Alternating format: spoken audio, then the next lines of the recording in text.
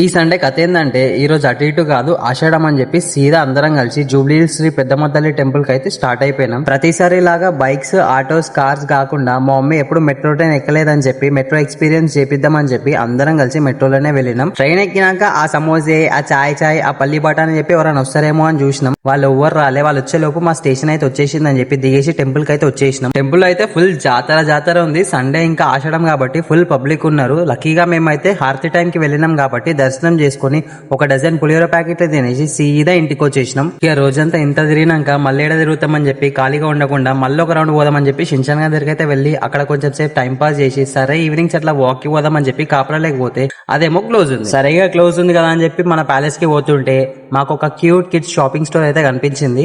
Phones లో మునిగిపోకుండా social activity లాగా ఈ స్టోర్ పెట్టుకుంటున్నారంట ఎవ్రీ సండే. మనోళ్ళకైతే షాపింగ్ చేసి సపోర్ట్ చేయండి అని చెప్పి చిన్న షాపింగ్ చేపించి ఫైనల్లీ మన ప్యాలెస్ కి అయితే వచ్చేసినాం.